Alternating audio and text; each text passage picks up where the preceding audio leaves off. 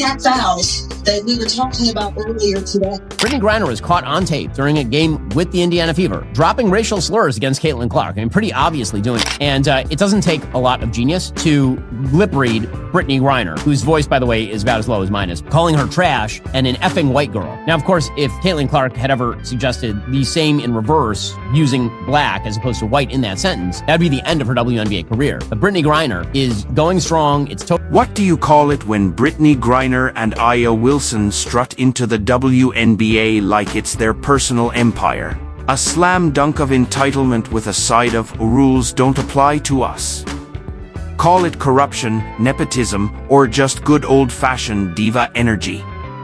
Whatever the label, it's turning the league into a low-budget reality show with worse acting. Sports reporters, well, it seems that the WNBA is, well, we know it's not a serious league, but it seems like maybe they are trying to hide something.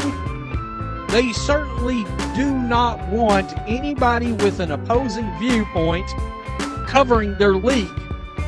Now, mind you, this is a league that's never turned a profit. This is a league that, even with Caitlin Clark having joined this league last year, lost $40 million. Now, they got a new media rights deal coming, and that's going to bump up to about $220 million a year. But even that won't matter if something happens in Caitlin Clark's ratings. Brittney Griner is fast becoming the WNBA's answer to chaos theory if chaos wore size 17 sneakers, towered like a final boss, and had a criminal record more suited to a Netflix docuseries than a basketball media guide. Fans aren't clutching popcorn out of excitement anymore, it's anxiety. Every viral clip after she made a foul play, Griner appears to mouth something rather controversial. It might be, though we don't know, trash and possibly white girl. Others have suggested it might be trash and whack call. We don't know what she's mouthing, but she seems to, have a mouth on her and not exactly be in the gratitude space. Griner herself hasn't commented. Now, why is that? And now, it's not just fouls piling up. It's grievances, controversy, and fans lighting up social media with calls for a full-on WNBA boycott. These aren't just die-hard spectators anymore. They've morphed into courtroom analysts, cultural watchdogs, and...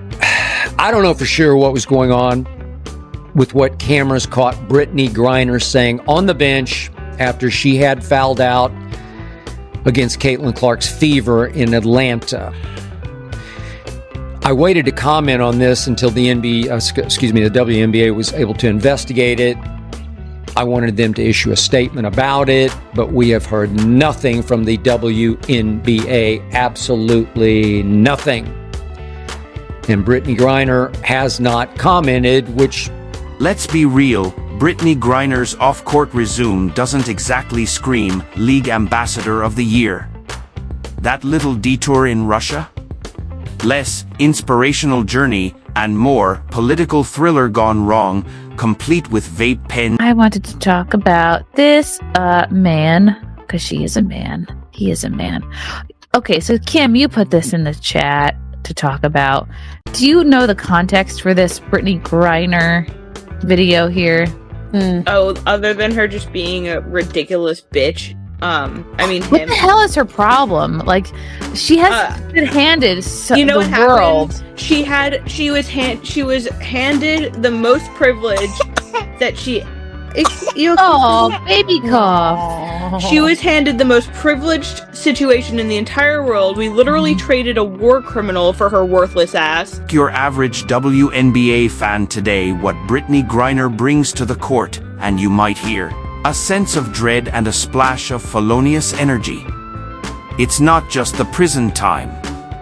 It's the aggression. The elbows with GPS tracking for opponents' faces. The flailing limbs that feel more like...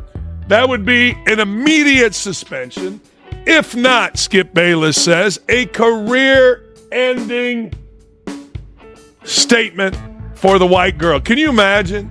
Now, seriously, can you imagine? Now, remember, before we move on to the audio and everything else, remember, the WNBA has come out numerous times. There's no place for hate. There's no place for racism in our league. Oh, what? It went from she didn't say that to, well, it's not racist to who cares. All without an investigation. And all of us here in Indy were saying, wait, we get painted as racist by this psychopath, Angel Reese, damn near every time her and her psychotic teammates come to town. And then we got to hear, oh, we want a safe place. Oh, blah, blah, blah, blah, blah. Well, guess what? Brittney Griner, effing white girl, is racist as hell. Why's it got to be about white? How many times have you heard that the other way?